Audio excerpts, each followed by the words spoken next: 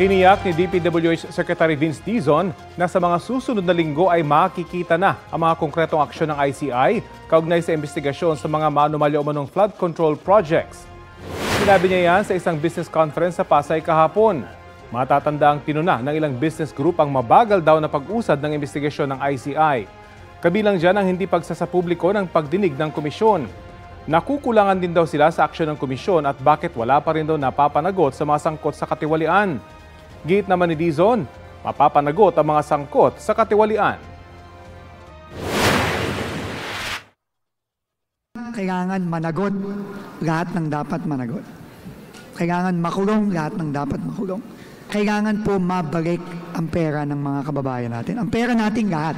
Masyadong mabagal. Ano?